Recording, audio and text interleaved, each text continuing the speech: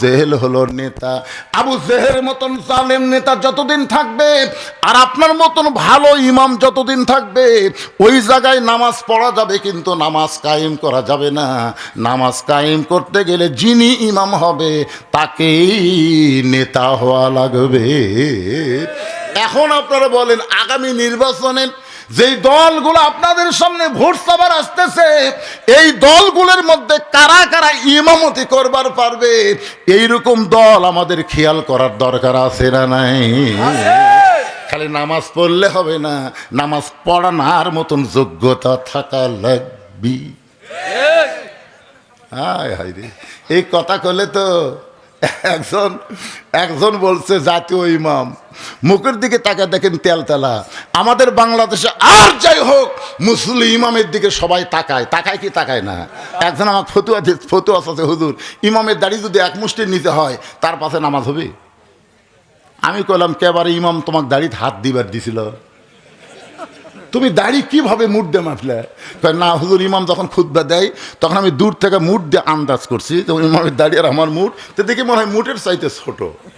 আমি বললাম, তোমার দাড়ির খবর কি? আমার নাই। তাই বলে হুজুর থাকা লাগবে না? যেই বাংলাদেশে ইমামের দাড়ি মানুষ মুড দিয়ে মাপে, সেই বাংলাদেশে তেলতেলা দাড়ি চাচা মোট চাচা মানুষ কোনোদিন জাতীয় ইমাম হতে পারে না। জোরে কর কথা, ঠিক কথা বলেন না? একটু মনোযোগ দিয়ে শুনতে হবে। এক নম্বর নেক আমল হলো নামাজ। পুরুষের জন্য এক নম্বর নেক আমল হলো নামাজ, কিন্তু আমার মা বোনদের জন্য ইমান রক্ষা করতে গিয়ে এক নম্বর নেক আমল কিন্তু নামাজ না। এক নম্বর নেক আমলের নাম হলো পর্দা। জোরে বলেন, এক নম্বর নেক আমলের নাম কি? আরো জোরে। আমার মায়েরা যারা পর্দার অন্তরে শোনেন, পর্দা যদি আপনাদের না থাকে, আপনাদের নামাজ রোজা হজ জাকাত কোনো ইবাদত আল্লাহর দরবারে কবুল হবে না। মেয়েদের ইবাদত কবুল করতে গেলে এক নম্বরে যে জিনিসটা রাখতে হবে তার নাম হলো পর্দা। আল্লাহ রাসূল বললেন, ফাতেমা মাত্র 4টা আমল করলে আল্লাহ 8টা জান্নাত খুলে দিবে। নামাজ পড়তে হবে 24 ঘন্টার মধ্যে মাত্র 5 বার নামাজ আদায় করলে নামাজের হক আদায় হবে। 24 ঘন্টায় নামাজ পড়া লাগবে না, 5 ওয়াক্ত মিলে বড় জোর 1 ঘন্টা লাগবে। ধরে কোন কয় ঘন্টা? তাহলে 24 ঘন্টার মধ্যে 1 ঘন্টা 5 ওয়াক্ত নামাজ পড়লে নামাজের হক আদায় হবে। ও ফাতেমা, 12 মাস রোজা রাখা লাগবে না, 12 মাস রোজার কোনো দরকার নাই, বছরে 1 মাস রোজা রাখলে রোজার হক আদায় হবে। ও ফাতেমা, 3 নম্বর হলো স্বামীর খেদমত সব সময় করা লাগবে না। স্বামী যখন খেদমত চাবে তখন স্বামীর খেদমত করা লাগবে। স্বামী যদি খেদমত না চায় তাহলে ইচ্ছা করে কোনোদিন খেদমত করতে যায়ও না, কারণ অতি ভক্তি। হঠাৎ যদি কোনোদিন আপনার বউ আপনাকে বেশি বেশি খেদমত করতেছে, দেখবেন চুল টানতেছে, মাথা টিপা দিচ্ছে, পায়ের লোক টানতেছে, বাতাস করতেছে, একটু এটা সেটা না খাবার দিচ্ছে, আপনি বুঝবেন সেই দিনই আপনার বাপের বিরুদ্ধে, নয় আপনার মায়ের বিরুদ্ধে, নয় আপনার ভাইয়ের বিরুদ্ধে, নয় আপনার বোনের বিরুদ্ধে ওয়াজ করবি। আপনি গেলেন, আমার বউ নাই, আমি যত বলি হুজুরে আমার বউ নাই, আমি জানি তো যেই দিন আমার খুবই খেদমত করতেছে সেই দিন আমি বুঝতে পারি আজ একটা অন্যায় ওয়াজ হবে। এই খেদমত করতে করতে আবার কান্দেও, জানেন, মাথা টিপতেছে, ওর চোখ দিয়ে লেবু রসের মতন পানি ছাড়তেছে। আমি বললাম, কি হচ্ছে গো, কি হচ্ছে? কান্দিস করে কি স্বামী খেদমত কারো কান্দো কেন? তখন বলে, আমি একটু তোমাকে জান্নাত থাকবার চাই গো, কিন্তু হবি না। আমি বললাম, কি জন্য হবি না? বলে, তোমার বুড়া বাপ আর বুড়ি মা খালি ফ্যাস ফ্যাস করে, তুমি যখন বাইরে যাও তোমার বাপ মায়ের অত্যাচার আমার কলজা চলে গেছে গো। তুমি যদি বাপ মার সাথে থাকবার চাও তাহলে আমার বাপের বাড়িতে পাঠিয়ে দাও, আর আমার সাথে যদি সুখের শান্তির সংসার করবার চাও তাহলে তোমার বাপ মা বাদ দেওয়া লাগবে। অমা আলাইনা ইল্লাল বালাক। এমন সুন্দর একটা ওয়াজ করছে, এখন আপনি কি করবেন? আপনার পাও টিপতিতে বাতাস করতেছে, আপনি কি করবেন? এমন সময় আল্লাহর কোরআন আপনার সামনে এসে বলবে, লিয়াবলুয়াকুম আইয়ুকুম আহসানু আমালা। তোমাকে সুন্দর আমলের পরীক্ষা করা হবে। ওই সময় সবচাইতে সুন্দর আমল হলো যে গজলটা আপনারা শুনলেন, এই গজলটা শুনে কি বুঝলেন? আল্লাহ কোরআনে বলেছেন, ওয়াকাদা রব্বুকা আল্লা তা'বুদু ইল্লা ইয়াহু ওয়া বিল ওয়ালিদাইনি ইহসানা। বউ যদি মরা যায়, সকালে মরলে বিকেলে বিয়ে করা যাবে কি যাবি না? বউ যদি ছেড়ে দেন, বইয়ের কোনো অভাব নাই। কিন্তু বাপ মা যদি মারা যায়, কিয়ামত পর্যন্ত যদি আপনি কাঁদেন, ওই দরদের বাপ মাকে আর আপনি ঘুরে পাবেন না। দরকার হলে বউ ত্যাগ করব, কিন্তু বাপ মাকে ত্যাগ করা যাবে। এত খেদমত করতেছে, ওয়াজ করছে, লাভ দিয়ে বলো তো টাং টোপলা যা আছে বান দেখ। বউ বলতেছে, কেন গো? তুই না বাপের বাড়িতে যাবার ছেলি, তোকে 3 তালাকের গাড়িত করে তোর বাপের বাড়িতে পেরে দেবো রে। তুই মরে গেলে তোকে ছেড়ে দিলে বইয়ের অভাব আছে, কিন্তু আর বাপ মায়ের বিরুদ্ধে ওয়াজ করলি, বাপ মা মরে গেলে কুটি পাবো। বউ দৌড়ে এসে পাও ধরে বলতেছে, তুমি আসলে আল্লাহর ওলি গো, তোমাকে ধোকা দেওয়া যাবে না। আমার মায়েদের বলতেছি, মা শোনেন, স্বামীর খেদমত করবেন, কিন্তু অতিরিক্ত খেদমত করতে রাসূল নিষেধ করেছেন। স্বামী যখন খেদমত চাবে তখন স্বামীর খেদমত করা যাবে, ইচ্ছা করে অতিরিক্ত খেদমত ফাতেমাকে আল্লাহ রাসূল নিষেধ করেছেন। রাসূল বলেন, ফাতেমা, সতীত্বের হেফাজত, পর্দা করা, যেই পর্দা সম্পর্কে আল্লাহ বলেছেন, ওয়াকরনা ফি বুয়ুতিকুন্না ওয়ালা তাবাররাজনা তাবাররুজাল জাহিলিয়াতিল উলা। আল্লাহু আকবার করবেন না? ফাতেমা, সব সময় পর্দার মধ্যে থাকতে হবে। সঙ্গে সঙ্গে ফাতেমার কাছে একটা ওড়না ছিল, ওই ওড়নাটা মাথার উপরে দিয়ে বললেন, বাবা, আপনাকে সাক্ষী রেখে আল্লাহর কাছে ওয়াদা করলাম, এই মুহূর্ত থেকে আমি ফাতেমা পর্দার মধ্যে ঢুকে গেলাম। একদিন ঈশার নামাজের পর হযরত আলী ঘরের মধ্যে ঢুইকা থেকে ফাতেমা চৌকিতে বসে কাঁদতেছে। হযরত আলী ঘরে ঢুকে দেখে ফাতেমা কাঁদতেছে। হযরত আলী থুতুনির তলে হাত দিয়ে বললেন, বিবি গো, এমন করে কান্দার কারণ কি? ফাতেমা বলে, স্বামী গো, আপনি কি জানেন আল্লাহ তাআলা আমার দোয়া কবুল করেছে? আলী বুঝকি বুঝকি হাসার গায়ে, পাগলি নাকি? আল্লাহ যদি দোয়া কবুল করে থাকে তাহলে কেন কাঁদতেছেন? ফাতেমা বলে, স্বামী গো, কি দোয়া আল্লাহ কবুল করেছে এইটাকে আপনি শুনবেন না? আলী বলতেছে, বলো তো তোমার কি দোয়া আল্লাহ কবুল করেছে? ফাতেমা বলতেছে, আল্লাহ তাআলা আমাকে পর্দার মধ্যে মৃত্যু দিবে, এই দোয়াটা আল্লাহ কবুল করেছে। আলী বলে, পাগলি রে, যে সারা জীবন পর্দা করলো তার মৃত্যু তো পর্দার মধ্যেই হবে, এখানে আবার কান্দার কারণ কি? ফাতেমা বলে, স্বামী গো, সেই মৃত্যুটা কবে হবে এইটাকে আপনি শুনবেন না? আলী বলেন, ফাতেমা, মানুষ কোনোদিন মরার কথা বলতে পারে না, কে কখন মরবে এটা কেউ কোনোদিন বলতে পারে না। ফাতেমা বলতেছে, কিছুক্ষণ আগে আল্লাহ পাক আমারে জানাইছে আজকে গভীর রাত্রে ফাতেমার মৃত্যু হবে। যেই বলছে আজকে গভীর রাত্রে ফাতেমার মৃত্যু হবে, গাছের গোড়া কাটলে গাছটা যেমন পড়ে যায়, হযরত আলী তেমনি পড়ে গেলেন ঘরের মাঝায়। মা ফাতেমা 2 হাত দিয়ে চোখের পানি মুছে মুচকি মুচকি হেসে স্বামীর মাথাটা উরাতের উপরে নিয়ে কপালে একটা চুমু দিয়ে সান্ত্বনা দিয়ে বলতে, স্বামী গো, আমি আমার বাবার মুখে শুনেছি আপনি হলেন পৃথিবীর সবচাইতে বড় আলেম।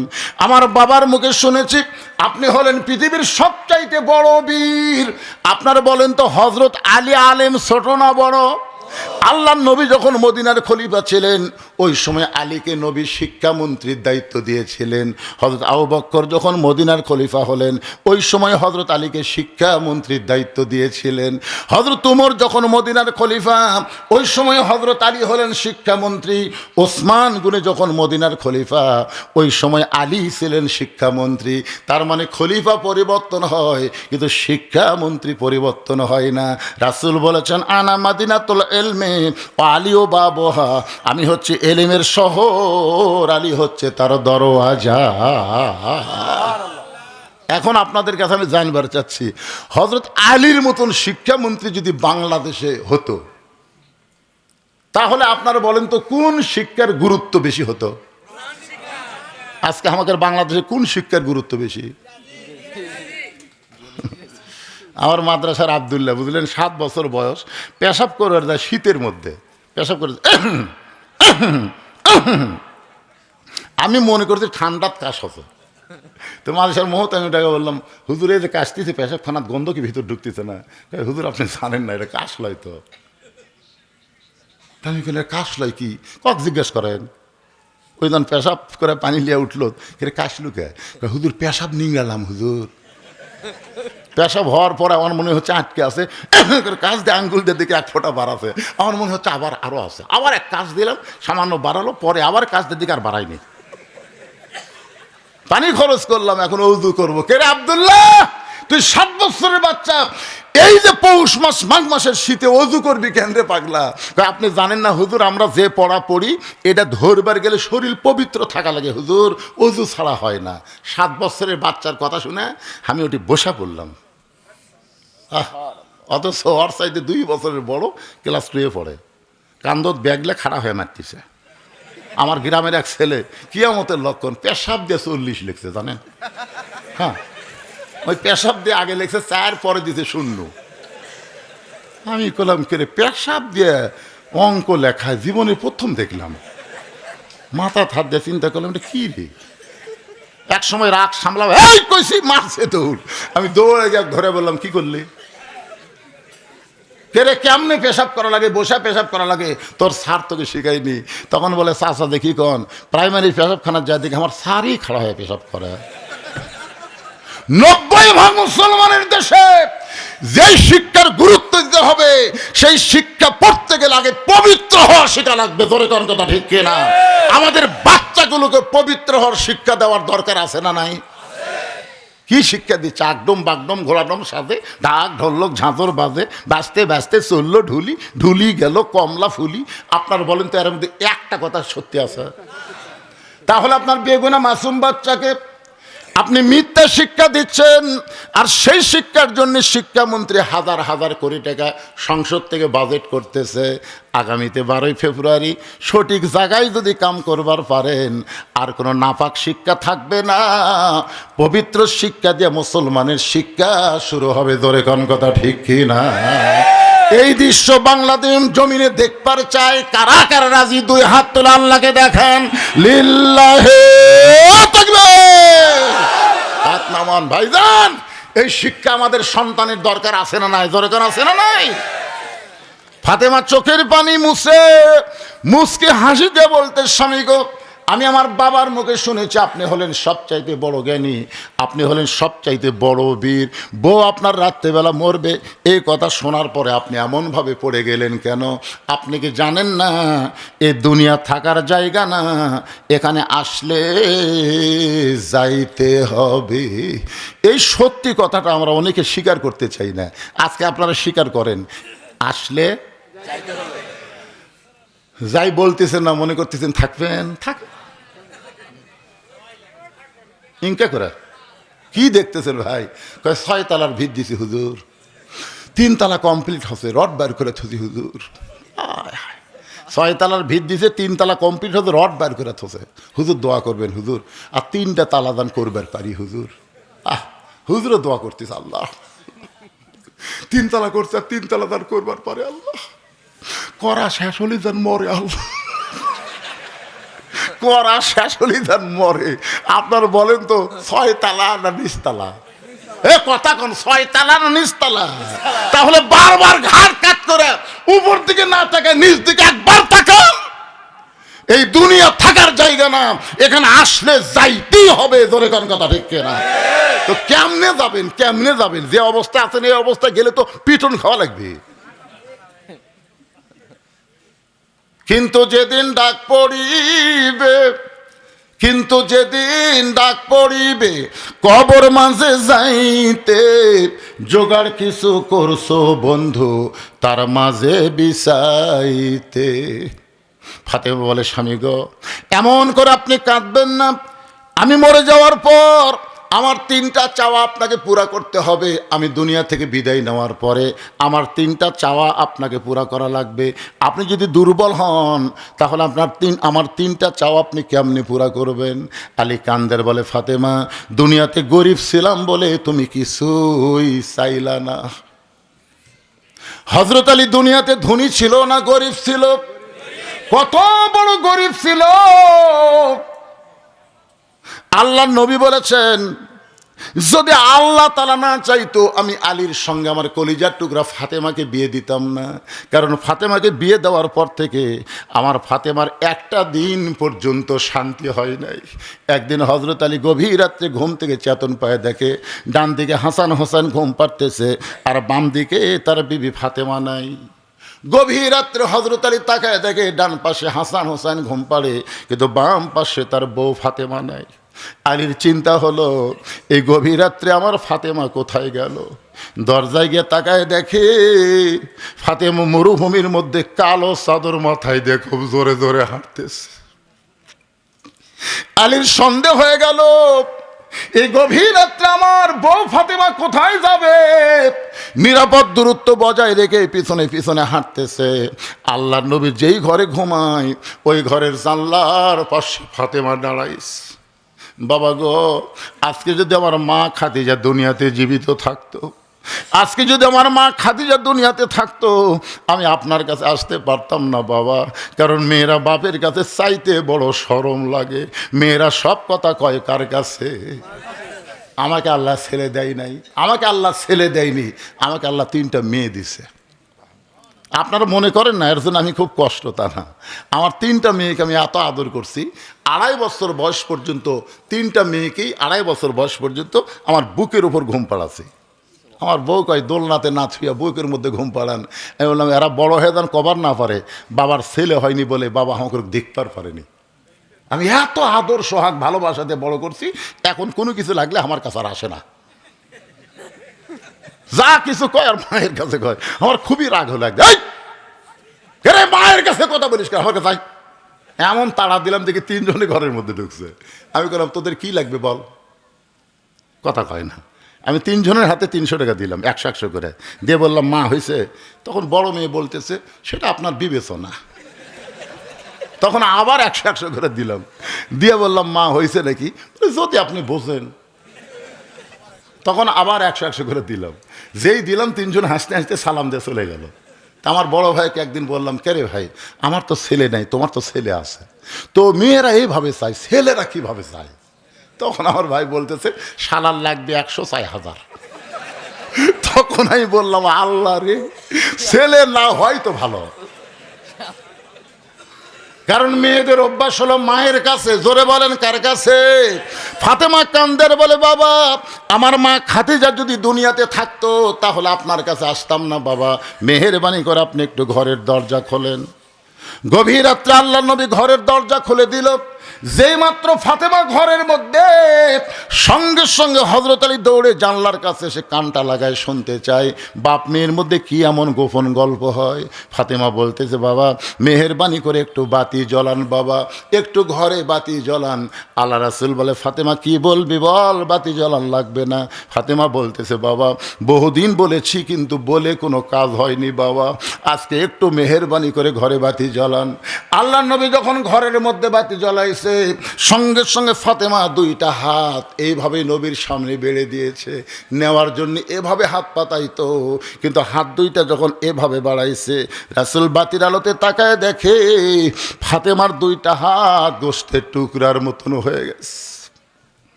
হাতের তালু আছে কিন্তু চামড়া নাই। 2টা হাত গোশতের টুকরার মতন দেখে রহমাতুল লিল আলামিন নবী, তিনি শুধু নবী না একজন বাবা, মেয়ের হাতের দিকে তাকায় বলে মা তুই 2টা হাত আমারে কেন দেখাস মা? ফাতেমা বলে বাবা এই 2টা হাত যদি আমার স্বামী দেখতে পায় বড় কষ্ট পাবে, খাওয়া দাওয়া বন্ধ করে দিবে। আমার হাসান হোসেন যদি দেখতে পায় ওরা 2 ভাই কাঁদতে কাঁদতে কোনো দূরে চলে যাবে বাবা। আমার 2টা হাত দুনিয়ার কাউরে দেখায়নি বাবা, আজকে গভীর রাত্রে আপনার কাছে আইছি, আপনি আমার হাতের দিকে তাকায় মাত্র 3টা দিনের জন্যে একটু খাবার ব্যবস্থা করেন বাবা। 3টা দিন হাতটা লুকে লুকে আমি তাদের সামনে খাবার দেব। 3টা দিন পরে যখন হাতটা ভালো হয়ে যাবে আপনার দেওয়া জাঁতা আমি আবার ঘুরাবো বাবা, আবার জমের আটা আবার গমের আটা আমি করবো বাবা। হযরত আলী এক দৌড় মারছে। এমন গরিব ছিলেন দুনিয়ার জীবনে কিছুই দিবার পারি নাই, মরার পরে তুমি কি চাইবা ফাতেমা, তুমি কি চাও? ফাতেমা বলে স্বামী গো, আমার 1 নম্বর চাওয়া হলো আমি যখন মরে যাব, রাতের বেলা মরছি, দিনের বেলায় আমার কবর দিবেন না, রাতের অন্ধকারে আমাকে দাফন করবেন, আমার কবরের খবর যেন দুনিয়ার কোনো মানুষ না জানতে পারে, কারণ আমি পর্দানিশী। আমার কবর দেখে আন্দাজ করে ফাতেমা লম্বা কত মানুষ জানবে, আমার পর্দার খেলাফ হয়ে যাবে। আমার 2 নম্বর চাওয়া হলো আমার কোনো জানাজার ব্যবস্থা করবেন না। মেয়ে মানুষের জানাজায় 20 লক্ষ মানুষ হওয়া এটা অহংকার না, মেয়ে মানুষের জানাজায় কম পুরুষ মানুষ হয় এটাই হলো অহংকার। ধরে কোন কথা ঠিক কি না? একটু মনোযোগ দিয়ে শোনেন। ফাতেমা বললেন, যিনি হচ্ছেন জান্নাতি নারীদের নেত্রী, কোন দেশের প্রধানমন্ত্রী না, নেত্রী না, যাকে বলা হয়েছে সাইদাতুন নিসা আহলুল জান্নাহ ফাতেমাতুজ জোহরা। ধরে কোন সুবহানাল্লাহ। সেই ফাতেমা বলতেছে আমার জানাজার কোনো ব্যবস্থা করবেন না, আমার জানাজা করবেন কিন্তু জানাজার ব্যবস্থা করবেন না। আলী বলে ফাতেমা তুমি নবীর কলিজার টুকরা, তোমার মৃত্যুর খবর শুনলে হাজার হাজার মানুষ তোমার জন্য দোয়া করবে। ফাতেমা বলতেছে কোনো দরকার নাই, লক্ষ মানুষ যদি বলে ফাতেমা ভালো, আর আপনি যদি বলেন আমার ফাতেমা ভালো না, ওই লক্ষ মানুষের দোয়া দিয়ে ফাতেমার 1 তিল পরিমাণ লাভ হবে না। আর দুনিয়ার তামাম মানুষ যদি বলে ফাতেমা খারাপ, আর আপনি যদি বলেন আমার বউ ফাতেমা ভালো, স্বামীর সার্টিফিকেটে ফাতেমার জন্য আল্লাহ 8টা জান্নাতের দরজা খুলে দিল। এখন আপনাদের কাছে আমার জানতে চাওয়া, বউ ভালো হওয়া লাগবে কার কাছে? জোরে বলেন কার কাছে? কিন্তু আমাদের গুলা লব উল্টা বলে, খালি তুমি আমাকে দেখবার পারো না, গোটা পাড়া খুঁজে দেখো আমার বিরুদ্ধে কেউ নাই। ও মায়েরা, গোটা পাড়ার লোক আপনাকে ভালো বললে আপনি ভালো না, আপনার স্বামী যদি ভালো কয় তাহলে ফাতেমার সঙ্গে আল্লাহ আপনাকে জান্নাত দিয়ে দিবে। ফাতেমা বলে স্বামী গো, আমার 3 নম্বর চাও হলো আমার লাশটা খাটনিতে তুলবেন না, কারণ আমি ফাতেমা হিসাব করে দেখলাম এই মুহূর্তে আমার খাটনি কান্দে নেওয়ার 4 জন পুরুষ দুনিয়াতে নেই। এখান থেকে ফতুয়া হলো একটা মেয়ে মানুষ মারা গেলে তিনি কান্দে নিবার পারবে না। কান্দে নিবার গেলে যাদের সঙ্গে বিবাহ বসা হারাম তারাই শুধু কান্দে নিবার পারবে, তিনি কান্দে নিবার পারবি। আচ্ছা বলেন তো, মুরিদের বউ যদি মরে পীর সাহেব কান্দলে পারবি? জোরে কর না কেন? হ্যাঁ, এই জন্য আমি প্রত্যেক ওয়াজে বলি 3টা জিনিস আপনারা খেয়াল করে দেখবেন। বড় ডাক্তারের বইয়ের কোনোদিন সিজার লাগে না। বড় বড় ডাক্তার এরা জানে সিজার করলে মায়ের ক্ষতি, বাচ্চার ক্ষতি, এই জন্য বড় বড় ডাক্তারের বইয়ের সিজার লাগে না। 2 নম্বর হলো মৌলবীর বাড়িতে কোনোদিন মিলাদ লাগে না। আমি দেখছি আমাদের এলাকার কোনো মৌলবীর বাড়িতে মিলাদ হয় না, এরা পরের বাড়িতে পড়ায় কিন্তু নিজের বাড়িতে হয় না। আর 3 নম্বর জিনিসটা খেয়াল করবেন, পীরের বউ কোনোদিন মুরিদ হয় না, কারণ পীরের বউ জানে আমার পীর সাহেব মাঝে মধ্যে মুরিদের বইয়ের দিকে চোখ মারে, এ লুচ্চার হাতে কে মুরিদ হবি রে।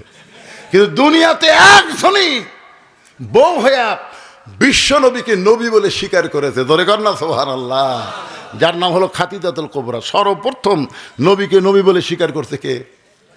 খাদিজা। এই জন্যে অন্ধভাবে সবাইকে মানা যাবে না, অন্ধভাবে একজনকেই শুধু মানতে হবে, তিনি হলেন আমাদের নবী। 42 বছর হলে ওয়াজ করতেছে, আমার বয়স, ওয়াজের বয়সে 42। একদিন বউকে 1000 টাকা হাতত দিয়ে বললাম, খালি একবার হুজুর কত দেখি, তোমার মুখে হুজুর শুনতে কেমন লাগে?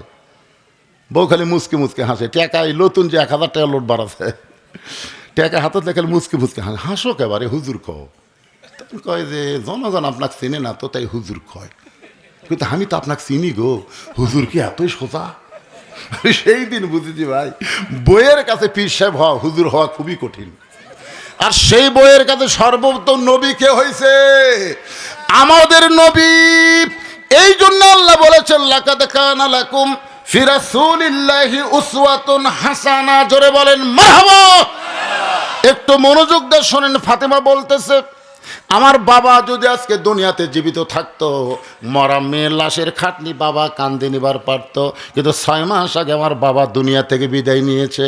আমার হাসান হোসেন যদি বড় হইতো, মায়ের লাশের খাটনি কান্দে নিবার পারতো, কিন্তু এরা এত ছোট, এরা কান্দে নিবার পারবে না।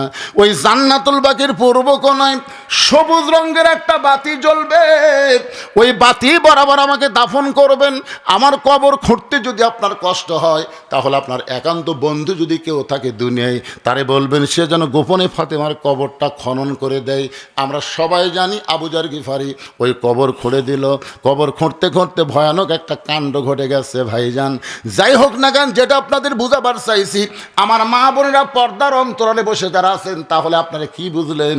পুরুষ মানুষের জন্য 1 নম্বর নেক আমল হলো নামাজ, আর নারীদের 1 নম্বর নেক আমলের নাম কি? পুরুষের জন্য 1 নম্বরের নাম কি? এই নামাজ কিন্তু ওয়াজ দেওয়া হবে না। এই নামাজ কায়েমের জন্যে আল্লাহর কোরআনের আমাদের দল করা লাগবে। জোরে কোন কথা ঠিক কি না? আল্লাহ বলেছেন আল্লাযীনা ইম্মাক্কান্নাহুম ফিল আরদ, মুসলমানের মধ্যে কাউকে যখন ক্ষমতার চেয়ার দেওয়া হবে, আসলে ক্ষমতার মালিক কে? আরো জোরে। 5-20 চাষটলে গল্প করতেছে, আওয়ামী লীগ ক্ষমতায় ছিল, আগামীতে বিএনপি ক্ষমতাতে আসতেছে আমার এলাকাত। 2-3 বার এই কথা শোনার পরে আমি বললাম নাউজুবিল্লাহ নাউজুবিল্লাহ। তখন একজন আছে কয় হুজুর নাউজুবিল্লাহ কেন? আমি বললাম পাগলা, ক্ষমতাত আওয়ামী লীগও ছিল না, বিএনপি তো আসবি না। তোর একজন কয় হুজুর তাহলে ক্ষমতাত কে আসবি? ওই মনে করছে জামাত, বুঝলেন, ওই সেই খেপা। আমি বললাম পাগলা, তাহলে একটা আয়াত কই শোন। তো ইজ্জু মান তাশা অতুযিল্লু মান তাশা বিয়াদিকাল খায়র ইন্নাকা আলা কুল্লি শাইইন কাদির। সম্মান দেওয়ার মালিককে, অপমান করার মালিককে, ভালো মন্দর মালিককে, সমস্ত ক্ষমতার মালিককে। আল্লাহ ক্ষমতা দেয়, যেমন হাসিনাকে আল্লাহ ক্ষমতা দিছিল। কি দিছিল না? কিভাবে নিল? ওই যে 5 তলা বিল্ডিংয়ের ওপরে 1.5 লাখ টাকার খাট আর 12,000 টাকার কম্বল গাওয়ার দেয়। রাত 9টার সময় বলতেছে আমার বাড়ি আমার ঘর, আমাক নামাইকে। এই কয়ে বেটা ঘুমাচ্ছে। 2 কান্দের ফেরেস্তা বলতেছে আল্লাহ ই তো ঘুমের আগে দোয়া পড়লো না। আল্লাহুম্মা বিইসমিকা আমু তো আহিয়া, দোয়া না পড়ে ই যে কইলো আমার বাড়ি আমার ঘর আমাক নামাইকে। আল্লাহ বলতে ঠিক আছে। রাত 3টার সময় একটা ভূমিকম্প, জোরে কোন কি কম্প? খালি বিল্ডিং একটু কাঁপে উঠছে, ওই এত ফোর্সে নামছে। ওর যে কম্বলের মধ্যে লুঙ্গি খোলা আছে ভাই, এই লুঙ্গিটাও পরার টাইম পায়নি। এত সুন্দর করে ভাতটা পাক করে থসে, ধরে কোন কথা ঠিক ছিল, লুঙ্গি পরার টাইম পায়নি, ন্যাংটা হয়ে নামছে। ফেরেশতাকে আল্লাহ নামাইলা, তাই বলে ন্যাংটা করে নামালে। আল্লাহ বলে ক্ষমতা পাওয়ার পরে যারা 41 সাল স্বপ্নে দেখে, 24 সালে আল্লাহ তাদেরকে ন্যাংটা করে নামাবার পারে। তাই ক্ষমতার অহংকার করিস না রে, এই ক্ষমতার অহংকার করিস না। ক্ষমতা আল্লাহ দিবি, আবার ন্যাংটা করেও কেড়ে দিবি।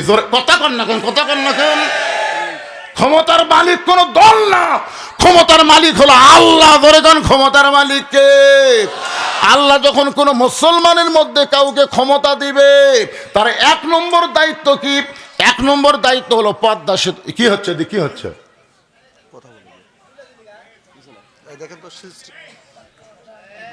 দেখেন কেবল 11:30 বাজতেছে, কি চলবে? বিরক্ত হচ্ছেন? সূরা আসরের 2 নম্বর বিষয় চলতেছে, 3 নম্বর অথবা সবেল হকের ওয়াজ বোঝেন আপনারা? খালি সারা রাত চলবি না রে পাগলা, চলা পর্যন্ত চলবি। ধরে কোন কথা ঠিক কিনা? একটু মনোযোগ দিয়ে শুনবেন। সমস্ত ক্ষমতার মালিক কে? আল্লাহ যদি কাউকে ক্ষমতা দেয়, তার 1 নম্বর দায়িত্ব হলো পর্দা সেতু নির্মাণ করা। 1 নম্বর দায়িত্ব মডেল মসজিদ নির্মাণ করা। এইটা মডেল মসজিদের সাইজ ভাই। আসার সময় খেতলালে দেখলাম আসরের সময় 5-6 জন 5-6 জন মানুষ মডেল মসজিদ নামাজ পড়তেছে। তার মানে মডেল মসজিদ নির্মাণ করা না, 1 নম্বর দায়িত্ব হলো আকামুস সালাত, নামাজ কায়েম করা। ওয়াজ দিয়া নামাজ হবে, ওয়াজ দেওয়া হবে। যদি সরকার ঘোষণা করে 5 ওয়াক্ত নামাজ, মুসলমান দাবি করার পরে কেউ যদি না পড়ে, পাছার কাপড় তুলে 5টা করে বাড়ি, প্রতি ওয়াক্ত 5টা করে বাড়ি, 200 টাকা জরিমানা। ওই নামাজ পড়বি না, ওর বাপও পর্যন্ত পড়ে। কথা কন না কেন ভাই জান? এই শেলবেলা ওয়াজ দিয়ে কাম হবে না তো। নামাজ না পড়লে আমার এলাকার এক লোক সৌদি আরবে চাকরি করে গেছে দাম্মামত। ভাই একদিন ওই আমি নামাজের সময় আমার ঘরের মধ্যে শুয়ে আছি, ইতিমধ্যে কে যেন খবর দিছে যে মুসলমান একটা ঘরের মধ্যে শুতে আছে। পুলিশ যে কীভাবে জানলো, এসে আমার তুলে লিয়ে গেল ঘরের মধ্যে, কাপড় খুলে প্যান্ট খুলে, বুঝলেন, পাশার উপর হয়।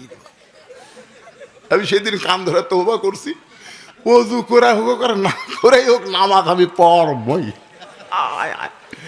যদি ধরে, আল্লাহ কোরআনে বলেছেন ইন্নাস সালাতা তানহা আনিল ফাহশাই ওয়াল মুনকার, একমাত্র নামাজই পারে মানুষকে যাবতীয় বেহুদা এবং খারাপ কাজ থেকে বাঁচাই দিতে। আমাদের ছেলেদের হাতে যদি মোবাইল থাকে কোনো সমস্যা নাই, এরা যদি 5 ওয়াক্ত নামাজ পড়ে তাহলে অশ্লীল দেখতে গেলে এদের ইমান বলবে কেউ না দেখলেও আমার আল্লাহ দেখতেছে। ফালিয়াবুদু রব্ব হাযাল বাইত আল্লাযী আত'আমাহুম মিন জু'ইন ওয়া আমানাহুম মিন খাউফ। ওই ঘরের মালিকের যদি তোমরা গোলামি করো, নামাজ পড়ো, তোমাদের সাথে সাথে 2টা পুরস্কার দেওয়া হবে। ধরে কোন কয়টা? 1 নম্বর পুরস্কার হলো রেজেকের কোনো পেরেশানি থাকবে না। ওই ভারতের চিনি, ভারতের আলু, ভারতের পেঁয়াজ তোমাদের লাগবে না। তোমাদের দেশের মধ্যে যে আবাদ হবে এইটাই তোমাদের রেজেকের ব্যবস্থা আল্লাহর পক্ষ থেকে করে দেওয়া হবে। 2 নম্বর ওয়া আমানাহুম মিন খাউফ, 3 দিকে ভারত। কয়েকদিন আগে একটা উগ্রপন্থী মন্ত্রী কি কইছে দেখছেন আপনারা ফেসবুকে? বলতেছে বাংলাদেশে যে হারে মৌলবীরা কোরআনের মাহফিলে বলতেছে সব দেখা হলো শেষ, আগামী দেখবো কোরআনের বাংলাদেশ। এই মৌলবীরা তোর জানে না 3 দিকে ভারত, 1 দিকে সাগর। একবার যদি ভারত খেপে যায় এই মৌলবীরা পালানোর কোনো জায়গা পাবে না, সাগরে ডুবে মরা লাগবে। হাইরে উগ্রপন্থী মন্ত্রী ভাষণ দিতে ভাই, ওই ভাষণ শোনার সাথে সাথে আমি ফেসবুকে একটা স্ট্যাটাস দিলাম, মন্ত্রী রে তুই তো মুসাক চিনিস না রে, তুই মুসাক চিনিস? মালওয়ানের বাচ্চা, মুসাক চিনিস? মুসা নবীকে যদি চিনবার পারত তাহলে এই গরম বক্তব্য দিবার পারতি না। কারণ 3 দিকে ফেরাউন, 1 দিকে সাগর। আল্লাহ সাগরকে রাস্তা বানায় দিছে, মুসা নিরাপদে পার হয়ে গেছে। ফেরাউনের গোষ্ঠী চুবড়া মরিছে রে ভারতের। মালওয়ানের বাচ্চারা তোরাও চুবড়া মরবু। তোরা মনে করতে আমাকে হাতে বোম আছে, মার মার। আমাদের জাতির বিদার জন্য যদি নমরুদের চুলা আল্লাহ শান্তির বাগান বানাবার পারে, আমরা তো তারই সন্তান। ধরে কোন কথা ঠিক কিনা? মার মা বোম মার। আমার এই ওয়াজটা কিন্তু ভারতে গেছে, কারণ আমারও আস্তে গোটা পৃথিবী চলে। ভারতের হিন্দুরা কই ওরে বাবা রে, আমি কইছি মার বোম মার। আচ্ছা, নমরুদের চুলা যদি আল্লাহ শান্তির বাগান বানার পারে, বোমক আল্লাহ কিছু করে পারবে না? মনে করেন আপনাদের এই নওগাঁ বদল গেছে তো একটা বোম পড়ছে, কিন্তু আল্লাহ বলতে তো ফুটিস না। তখন বোম বলতেছে আল্লাহ ফুটপার তখন নিষেধ করলেন, তাহলে এত বড় হয়ে পড়ে থাকে আমার লাভ কি? তো বোম বলবে কি চাস? ইসাব্বিহুল্লাহু মা ফিস সামাওয়াতি ওয়াল আরদ। বোম বলবে আল্লাহ আপনি একটা কিছু করে দেন, তার সলপল খাবার পারে। তখন আল্লাহ ওই বিশাল বমক মিষ্টি তরমুজ বানিয়ে দিয়েছে, বুঝলেন? তেল আকার সলপল পাতার দায় করে এত বড় তরমুজ পড়ে আছে। ওরা আবার দাও খুন্তি যা যা আসলো কাশি টাছি লিয়ে তরমুজ কাটি দিছে। ওরা দূর থেকে অনুবীক্ষণ দূরবীন যন্ত্র দেখতেছে, ওরে বাবারে আমাকে রে বোম ওরা কাটিয়ে খায়। আরে মালওয়ানের নেংটির বাচ্চা জানিস না রে, কি মনে করতেছেন? ফালিয়াবুদু রাব্ব হাযাল বাইত আল্লাযী আত'আমাহুম মিন জু'ইন ওয়া আমানাহুম মিন খাউফ। তাহলে নামাজ যখন কায়েম হয়ে যাবে, এই বাংলাদেশ একমাত্র আল্লাহ ছাড়া অন্য কারো ভয় করবে।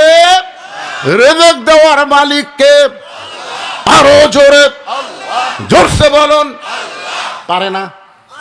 রেজেক দিয়ে আল্লাহ দেখায়নি? হাই রে আলু ভাই ভারত দেওয়া লাগবে। সমস্ত আলুওয়ালা কয় এত আলু হুজুর, এত আলু হুজুর। এই জন্য একটু মনোযোগ দিয়ে শুনবেন। সূরা আসর 3 নম্বর বিষয় হলো তাওয়াসাউ বিল হক। হক কথা বলতে হবে, হক পথে চলতে হবে। প্রয়োজনে হকের জন্য জীবন দেওয়া লাগতে পারে, তারপর আমরা হক থেকে বিচ্যুত হব। এই বাংলাদেশে আল্লামা সাইদি হুজুর, এদিকে তাকাও, আল্লামা সাইদি হুজুর যে হক কথাগুলো বলছে, আমাদের সমস্ত বক্তাদের ওয়াজ যদি এক পাল্লায় দেওয়া হয় আর সাইদি হুজুরের ওয়াজ যদি আর এক পাল্লায় দেওয়া হয়, আপনারা বলেন তো কার ওয়াজের ওজন বেশি হবে? আমাকে এলা ওয়াজ, এরা আওয়াজ আর কি ওয়াজ করছে পারে। যে ওয়াজ করার কারণে, কোরআনের হক তাফসীর করার কারণে অন্যায়ভাবে তাকে 13 বছর জেলখানায় বন্দি রাখলো, অন্যায়ভাবে। আপনারা বলেন তো সাইদি হুজুর রাজাকার? সাইদি হুজুর মানুষ খুন করছে, সাইদি হুজুর নারী নির্যাতন করছে, সাইদি হুজুর মানুষের বাড়ি পুড়ে দিছে, এইরকম মিথ্যা কেস দিয়ে তাকে জেলখানা বন্দি করলো।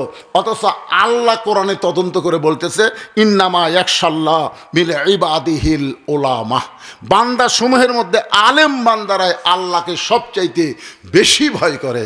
আপনারা বলেন যে সাইদি হুজুরকে ছোট আলেম না বড় আলেম? তাহলে আল্লাহর কোরআনের তদন্ত হিসাবে কি কয়, আর এই শালি হাসিনা কি কয়? না না, ওই কি কয়ে অন্যায়ভাবে লোকটাকে জেলখানার মধ্যে বন্দি রাখলো। আমরা দোয়া করলাম, আল্লাহ কোরআনের পাখিকে তুমি হেফাজত করো। আমাকে দোয়া আল্লাহ কবুল করে জেলখানার মধ্যে হুজুরের যার চেহারা বুঝলেন, যেদিন বের করলো হাসপাতাল নিয়ে যাওয়ার জন্যে, মাইক্রো থেকে পাওয়া নামা একটা হাসি দিয়েছিল, সে হাসি দেখছেন আপনারা? এই হাসি দুনিয়ার কোনো হাসি নয়, এই হাসি হলো জান্নাতের হাসি। দুনিয়ার মুসলমানেরা হুজুরের হাসি দেখেছে, সেই হুজুরকে জেলখানা থেকে হাসপাতাল নিয়ে গেল, শুধু হক কথা বলার অপরাধে তাকে স্লো পয়জন ইনজেকশন করে হত্যা করে দিল। আগস্ট মাসে হুজুরকে হত্যা করলো। আমরা সমস্ত বাংলার মুসলমান যারা কোরআনকে ভালোবাসি, যারা হককে ভালোবাসি, তারা তাহাজ্জুদের নামাজ পড়ে আল্লাহকে বললাম, আল্লাহ এই জজ court, high court, supreme court Hasina দখল করছে, আল্লাহ এই কোর্টে আমাদের কোনো বিচার হবে না, আল্লাহ তোমার আদালতে বিচার দিলাম, আল্লাহ এমন কোরআনের পাখিকে হকের পথে থাকার কারণে অন্যায়ভাবে হত্যা করলো, তুমি এর বিচার করো আল্লাহ। আগস্ট মাসে আমরা বিচার দিলাম, পরের আগস্ট আসা মাত্রই আল্লাহ তাআলা আমাদের দোয়া কবুল করে ওই ব্যাহককে বাংলাদেশ থেকে তাড়ায় দিছে। ধরে কোন কথা ঠিক কি না? কুল জাল হক ওয়া যাহাকাল বাতিল ইন্নাল বাতিলা কানা যাহুকা। আল্লাহু আকবার। হক পথে চলতে হবে, হক কথা বলতে হবে। হকের উপর যদি মৃত্যু হয় অসুবিধা আছে? মরা তো লাগবেই রে ভাই।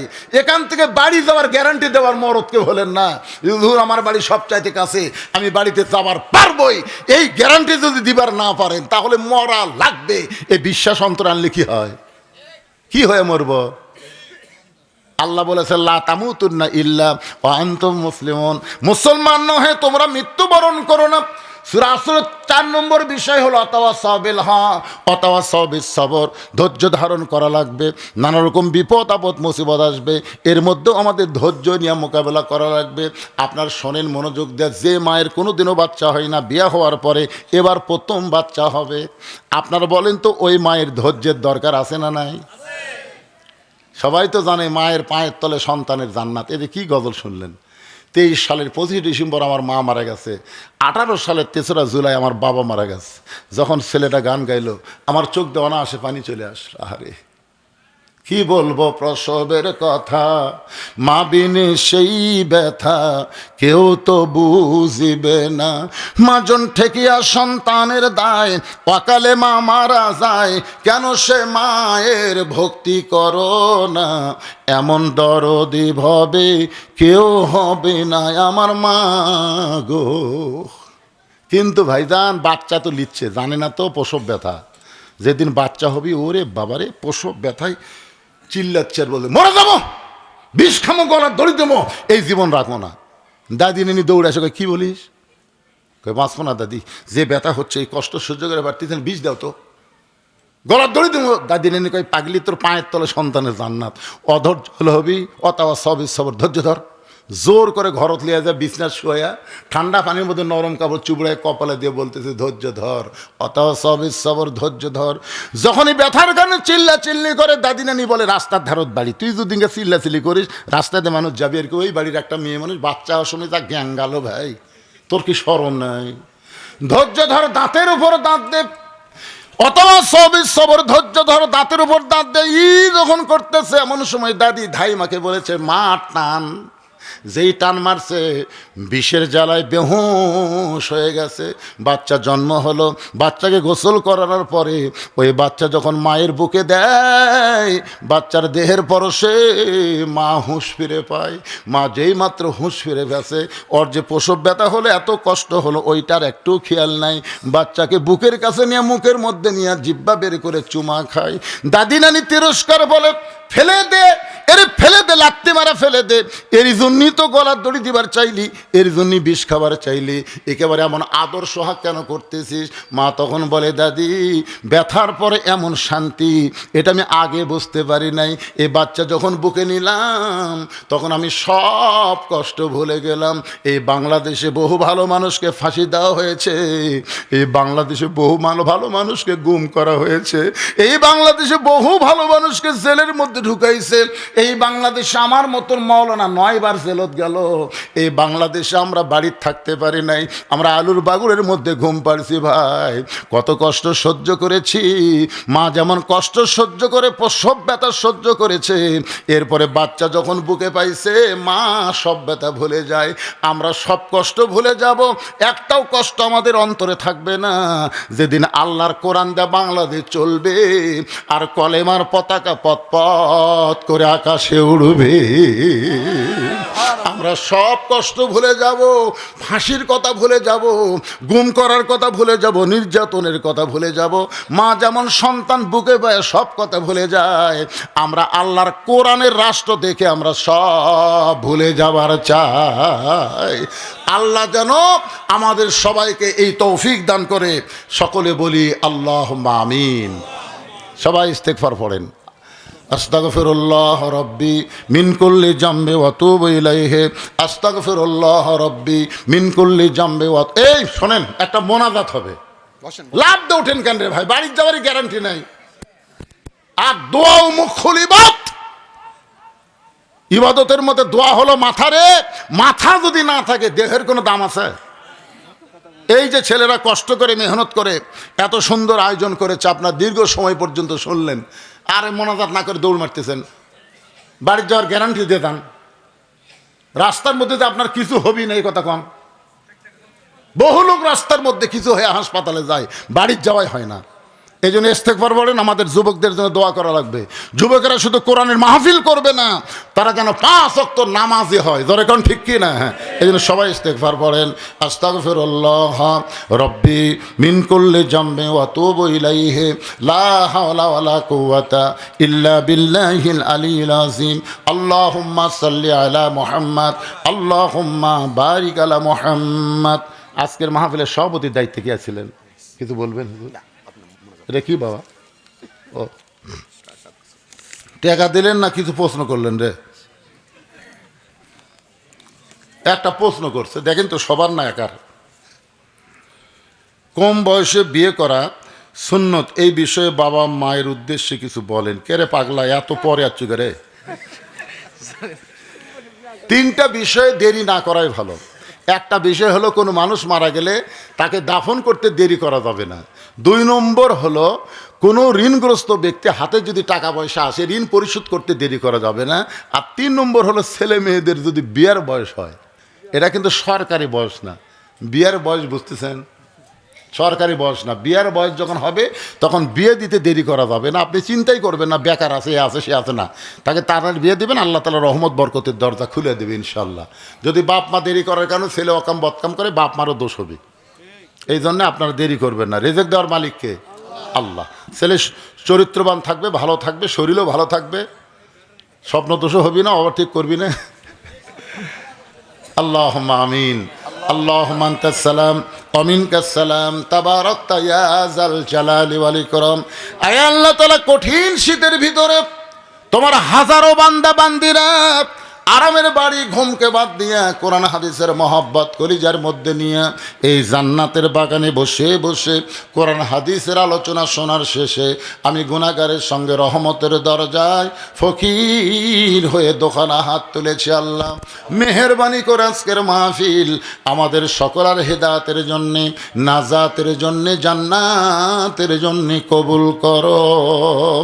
এই মাহফিলের শুরু থেকে শেষ পর্যন্ত যতটুকু আলোচনা আলোচনা হয়েছে আল্লাহ, এর মধ্যে যদি ত্রুটি হয়, ভুল হয়, মাফ করে দিও। এর যা হাদিয়া মঞ্জুর করো, সোনার মদিনায় নবী পাকের রওজা মোবারকে আল্লাহ কবুল করে নিও। তামাম আম্বিয়ায়ে কেরাম, আসহাবে কেরাম, তাবিনে কেরাম, তাবা তাবিনে কেরাম, তামাম পৃথিবীর মাটির নিচে যত মুমিন মুমিনা শুয়ে আছে আল্লাহ সকলের ওয়াফরে হাদিয়া কবুল করো।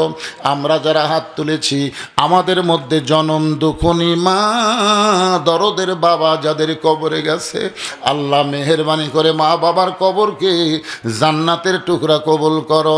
আমাদের দাদা দাদি, নানা নানি, আত্মীয় স্বজন, শ্বশুর শাশুড়ি যাদের কবরে গেছে আল্লাহ কবরবাসীদের মাফ করে দাও।